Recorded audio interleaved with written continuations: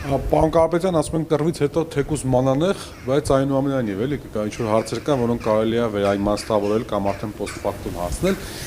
Ձեզնից բացի մասնակցում էր եւս 17 փաստացի 17 ուժ քաղաքական, հանում ենք իշխանության ուժը քաղաքացիական պայմանագիրը եւ պրոիշխանական ուժերը,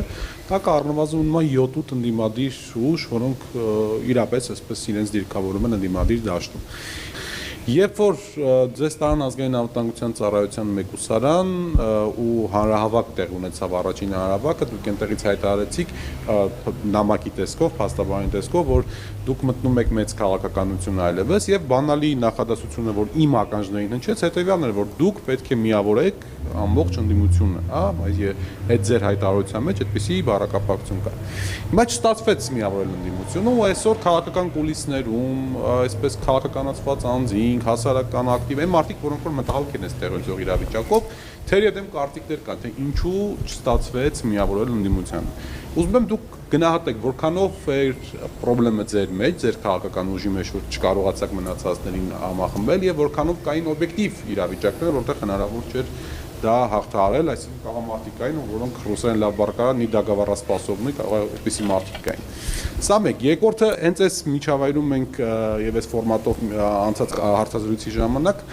ձեզ հարց տվեցի, ասի, որ դուք երբ որ Երևան էիք գալիս ժամանակին, մենք տեսնում էինք այդպես օլիգարխների, այսպես կոչված օլիգարխների հերթեր, որոնք որ ձեզ դիմավորում էին, չգիտեմ, օդանավակայանում եւ այլն եւ այլն։ Այս ընտրական process-ից հետո դուք ունեք ընկերներ, որոնց, այսպես ասեմ, կորցրել եք այս ամեն ինչի հետևանքով։ Կամ քանի ընկեր եք կորցրել։ Սկզբում նախընտրական փուլի մասին առաջերտին ես հենց սկզբից հայտարարություն արեցի, չսկսեցի քաղաքական ուժ, դուք հիշում եք։ Սկսեցինք մեր ձևով շարժումը, դա շարժում էր, որը պետք է ցույց տար իշխանությանը, որ դուք սխալ ճանապարհի վրա եք, կանգնեք, որովհետև դուք տեսնում եք ինչ թափով մեր համախոհները ավելանում էին։ Եվ ինձ թվում էր, երբ իշխանությունը ուշքի կգա եւ գոնե հարձակումները եկեղեցու վրա, սրբազաներին ձերբակալումները, այդ ամեն ինչը կանգնեցնի։ Բայց հետագայում, քանի որ հասկացա, որ շարժումը արդեն առել է մեծ թափ եւ իշխանությունները գնալով ավել են ուժեղացնում ճնշումները եկեղեցու վրա եւ արդեն հասան հայ ինքնության խորտակման մասին էր խոսքը, իհարկե ես որոշում կայացրեցի, որ մենք արդեն ստեղծելու ենք քաղաքական ուժ եւ մտնելու ենք քաղաքական process-ների մեջ։ Եվ իհարկե ես մեծ ցանկություն ունեի համախմբել ընդդիմությանը, քանի որ ես հասկանում էի, որ այդ հնարավորությունը մենակ ես ունեմ, որտեղ մարդիկ ինձ վստահում են, բոլոր դեպքերում եթե նույնիսկ ես իրենց հետ չեմ պայմանավորվել, իրենք հիմա էլ են ինձ վստահում։ Եվ հիմա դուք տեսնեք, նոր համախմբումը լինելու է, մեծ համախմբում լինելու է, բայց ես չեմ կարող մեղադրեմ մարդկանց, որ ամեն մեկը ուներ իր ամբիցիան։ Դրանք ծեր ասած խոշոր քաղաքական գործիչներն էին, որոնք տարիներով մասնակցում էին process-ներին, շատ լավ ճանաչում էին քաղաքական դաշտը, շատ լավ ճանաչում էին հայ ժողովրդին, իրենք վստահ էին, բոլորը վստահ էին, որ իրենք անցնելու են շեմը։ Խոշորները հասկանալի է։ Չէ, խոշոր, փոքր չկա, այդ պահին բոլորն է խոշոր։ Դուք հետո ինչ կան փոքր, նրանց ամբիցիաները ավելի բարձր են, քան խոշորներինը։ Մենք բոլորի ուժը տեսնում էինք, մենք բոլորին բաց ցույց էինք տալիս։ Նույնիսկ թիվն էինք ասում, իրենք ինչքան կհավաքեն ընտրության օրը։ Հիմա բոլորը զարմացած են, որ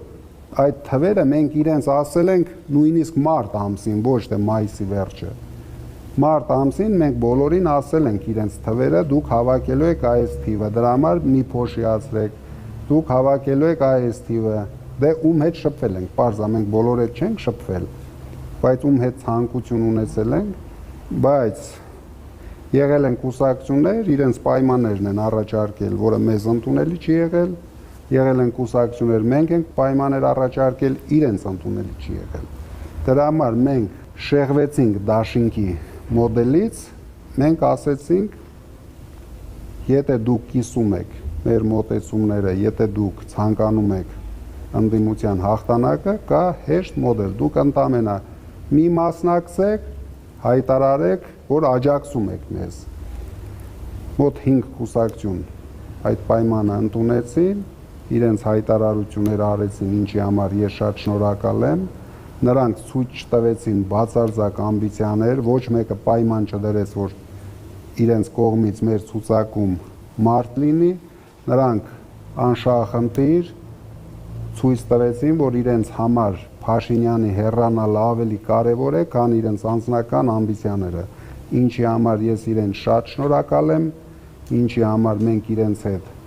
շարունակելու ենք համագործակցել եւ իրենց հետ միասին տանելու ենք հաղթանակ, բայց այն ուժերը, ովքեր այն ժամանակ չընդունեցին կամ մենք չընդունեցինք իրենց պայմանները, մենք հիմա բաց ենք, պատրաստ ենք իրենց հետ շարունակել համագործակցել, որովհետև այնտեղ կան իրոք տաղանդավոր մարդիկ, դրա համար մենք ուրախ կլինենք, եթե հիմա, գոնե հիմա մեր համագործակցությունը, ճիշտ համագործակցությունը, առանց ամբիցիաների համագործակցությունը սկսվի եւ շարունակվի։ Հաջորդ հարցը կներեք։ Իմ ընկերներին ես չեմ քննարկում, նրանք ամեն մեկը իր ձևով արել է իր գործը, ես ոչ մեկի չեմ խնդրել, որ օգնեն մեզ, իրենք չեն մասնակցել, ես հասկանում եմ դուք ում մասին եք խոսում, իրենք չեն մասնակցել այս պրոցեսներին բացարձակ զրո, նույնիսկ դա եղել է իմ խնդրանքը, որ չմասնակցեն, քանի որ մենք չենք գնահատել, որ իրենց մասնակցությունը մեզ օգուտ կբերի կամ վնաս կբերի։ Ես ցանկացել եմ, որ իրենք հանգիստ ապրեն իրենց կյանքով, զբաղվեն իրենց բիզնեսով, քանի որ բիզնեսով զբաղվող մարդիկ, դուք գիտեք ինչքան խոցելի են, դրա համար մենք իրենց ընդհանրապես ձեռք չենք տվել, այսպես ասած, բացարձակ։ Ես իրենցից գոհ եմ, ինձ թվում է իրենք էլ ինձնից գոհ են, որ չենք խառնել մեր այս միջոցառումներին, իրենք թող զբաղվեն իրենց բիզնեսով։ Այնուամենայնիվ այնպես է ստացվել, որ դուք այսօր ընդդիմության